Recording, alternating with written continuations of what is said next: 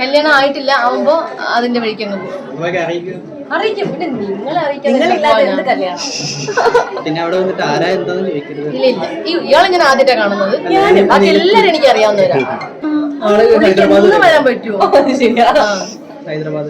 അത്രയൊക്കെയാണ്. പുതിയ പ്രോജക്റ്റ് ഞാൻ വേറൊന്നും കമ്മിറ്റ് ചെയ്തിട്ടില്ല. ഇപ്പം ഇനാഗുറേഷനും ഇതുപോലുള്ള പ്രോഗ്രാം ഒക്കെ ആയിട്ട് പോകുന്നുണ്ട്. ഉടനെ വരും, വെയിറ്റ് ചെയ്യൂ. എന്തൊക്കെയുണ്ട് വിശേഷം?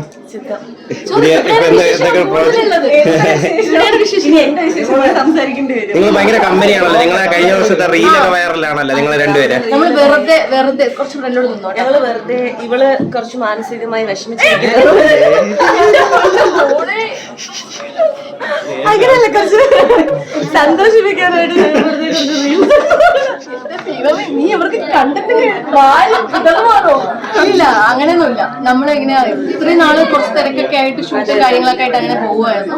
ആ സമയത്ത് വീട്ടിലോട്ട് വന്നു. ഞാൻ ഫ്രീ ആയിരുന്നു. ഞങ്ങൾ വെറുതെ എടുക്കാന്ന് വിചാരിച്ചത് ആ റീല്. ഏതാ മറ്റേ ആ ഇഡ്ഡലി കുട്ട വെച്ചിട്ടുള്ളത്.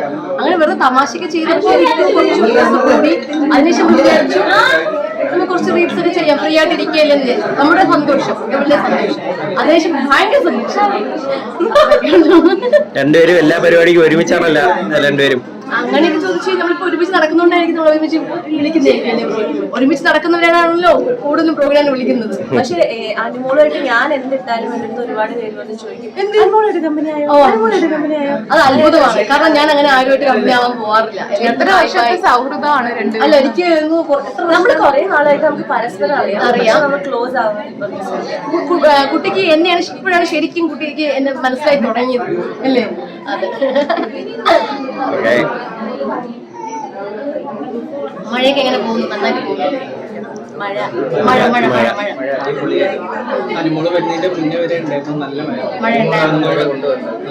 എന്നിട്ട് ആദ്യം പറഞ്ഞു 4 മണി, പിന്നെ പറഞ്ഞു 5 മണിക്ക് വന്നാൽ മതി.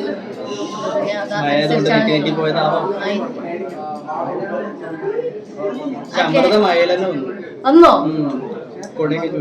ആണോ? അടിപൊളി.